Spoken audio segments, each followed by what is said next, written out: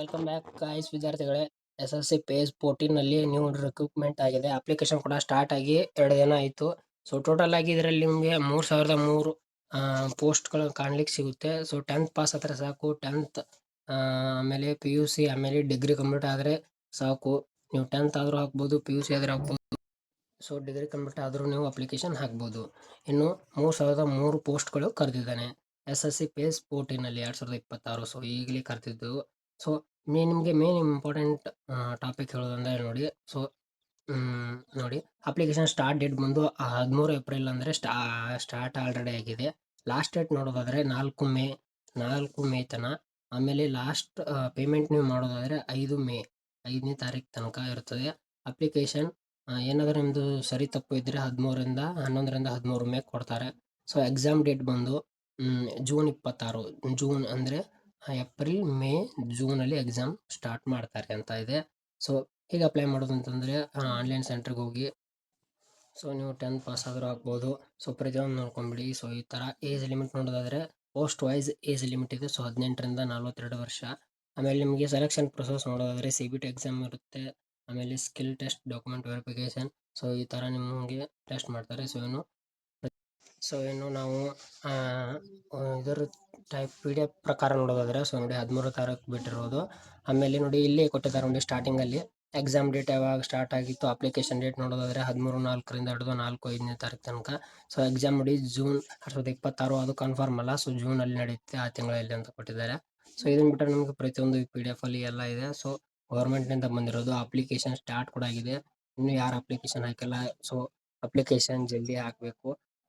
Application ಹಾಕೋಕ್ಕೆ amount ನೋಡೋದಾದರೆ, so general ಅವ್ರಿಗೆ 100 ರೂಪಾಯಿ ಇರುತ್ತೆ. SC/ST OBC ಅವ್ರಿಗೆ ಫ್ರೀ ಆಗಿ ಹಾಕ್ಬೋದು. ಸೊ ಅಷ್ಟೇ. ನೆಕ್ಸ್ಟ್ ಕಡೆ ನೋಡೋದಾದರೆ ಒಂದು ಸೆಕೆಂಡ್.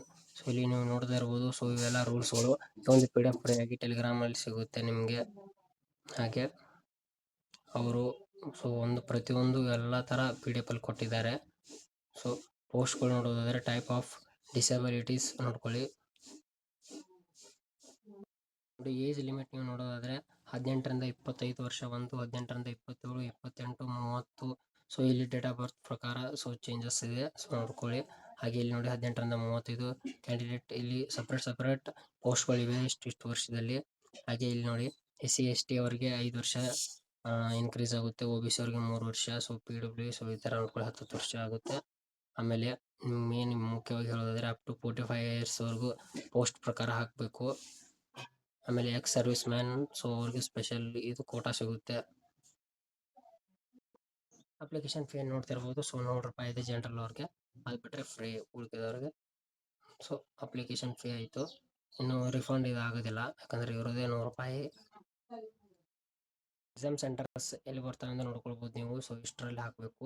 ಸೊ ನಮ್ಗೆ ಮೇನ್ ಬೇಕಾಗಿರೋದು ನೋಡಿ, ಇಲ್ಲಿ ಬೆಂಗಳೂರು ಇದೆ. ಕರ್ನಾಟಕದಲ್ಲಿ ಯಾವಿದೆ ಅಂತಾರೆ ಬೆಂಗಳೂರು, ಬೆಳಗಾವಿ, ಕಲಬುರಗಿ, ಮಂಗಳೂರು, ಮೈಸೂರು, ಶಿವಮೊಗ್ಗ, ಹುಬ್ಬಳ್ಳಿ, ಉಡುಪಿ, ಕಣ್ಣೂರು, ಕೊಯತ್ತಾಯಂ ಅಂತಂದರೆ ಇದು ಕರ್ನಾಟಕ ಪ್ಲಸ್ ಕೇರಳ 2 ಸೇರಿ ರೀಸನ್ ಕೂಡ ಆಗುತ್ತೆ, ಒಂದೇ ಬರುತ್ತೆ. ಸೊ ನೀವು ಕೇರಳ ಅಂತಂದರೆ ಕರಾವತಿ, ಕೇರಳದಲ್ಲೂ ಹಾಕ್ಬೋದು. ಸೊ ಕರ್ನಾಟಕ ಸ್ವಲ್ಪ ಮಿಕ್ಸ್ ಬರುತ್ತೆ, ಕರ್ನಾಟಕ ಕೇರಳ ಎಕ್ಸಾಮ್ ಸೆಂಟರ್ಸ್ ನೀವು. ಆಮೇಲೆ ಎಕ್ಸಾಮ್ ಕ್ವಾಲಿಫಿಕೇಷನ್ ಏನು ನೋಡೋದು ಅಂತಂದರೆ ಜನರಲ್ ಇಂಟೆಲಿಜೆನ್ಸ್ 25 ಪ್ರಶ್ನೆ ಇರುತ್ತೆ. Maximum marks 50 marks. ಸೊ ಒಂದು ಪ್ರಶ್ನೆಗೆ 2 ಮಾರ್ಕ್ಸು. GK, ಆಮೇಲೆ ಕ್ವಾಂಟಿಟೇಟಿವ್ ಆಪ್ಟಿಟ್ಯೂಡ್, ಮ್ಯಾಥಮೆಟಿಕ್ಸು, ಹಾಗೆ ಇಂಗ್ಲೀಷು. ಸೊ ಟೋಟಲ್ ಆಗಿ 200 ಮಾರ್ಕ್ಸ್ ಆಯಿತು. ಟೋಟಲ್ ಆಗಿ 100 ಪ್ರಶ್ನೆ, 200 ಮಾರ್ಕ್ಸು. ಸೊ 80 ನಿಮಿಷ ಟೈಮಿಂಗು.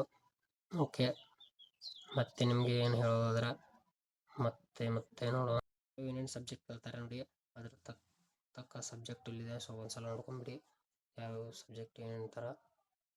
ಆಮೇಲೆ ಇಲ್ಲಿ 10th 12th ಮೇಲೆ ಬೇರೆ ಇವೆ. ಸೊ ಪೋಸ್ಟ್ಗಳು ಬೇರೆ ಇವೆ. 12th ಮೇಲೆ ಬೇರೆ, 10th ಮೇಲೆ ಬೇರೆ, ಡಿಗ್ರಿ ಮೇಲೆ ಬೇರೆ ಇದೆ. ಸೊ ಹಾಕುವಾಗ